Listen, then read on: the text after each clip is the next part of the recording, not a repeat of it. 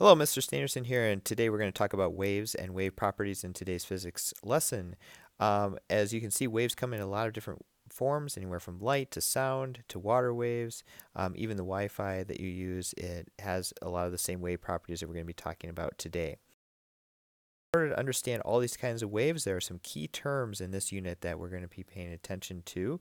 And so one thing is to identify different parts of a wave, and then we're going to talk briefly about period and frequency in this mini lesson. The parts of wave are detailed in this diagram right here, where we know the high point of a wave is called the crest, the low point of the wave is called a trough.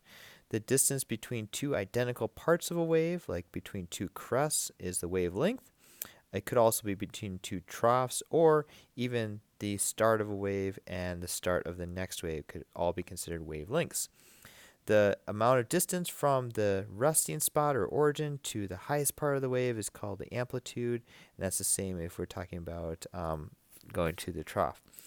So when you talk about a 30-foot wave, you're actually talking about a 60-foot difference between crest and trough because the amplitude measures from the middle part. When determining how many waves are in a given picture, we need to be taking a look at what a wave is. And a wave is a complete cycle. So if we start here, one complete cycle would return back to that origin spot.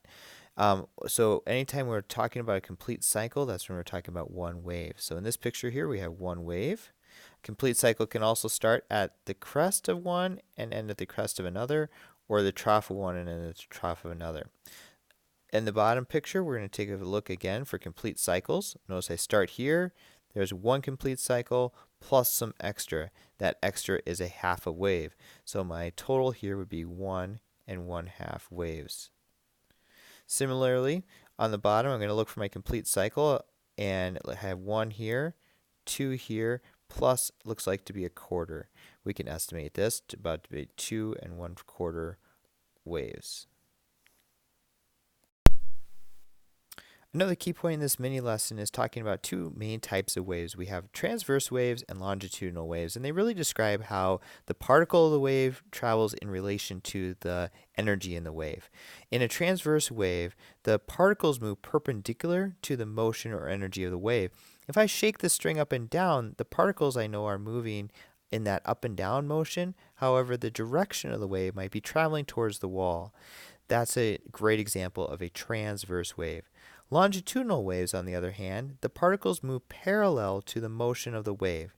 Think of a slinky or a spring that's coiled up and then let go so the actual energy travels through the spring, and you get these areas where the spring is really bunched up. Those are compression areas, and where they're really stretched apart, those are called refraction areas. A wavelength can be also looked at as a distance between two identical spots, so two compressions or two refractions will also represent wavelengths in this case.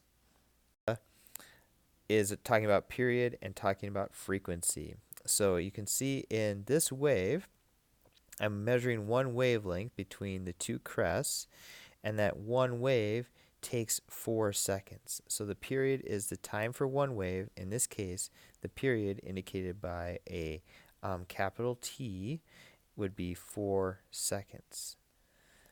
The period is always measured in seconds. Frequency is the reciprocal or the inverse of the period. So if we know that the period is 4 seconds, the frequency or the waves per second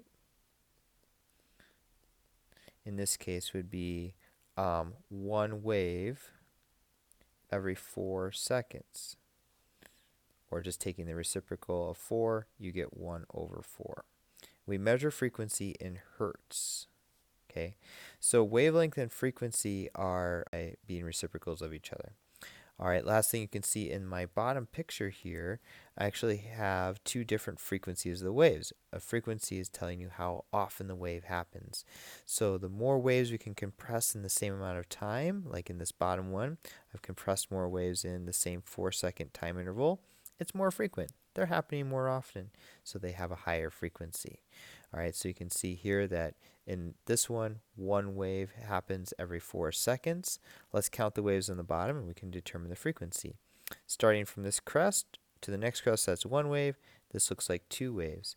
So in this example here, I have two waves every 4 seconds. So the frequency in this case would be 1/2 of a hertz. All right. We're going to go through a few more ideas and topics, but that'll give you the basics for what you need for the waves unit.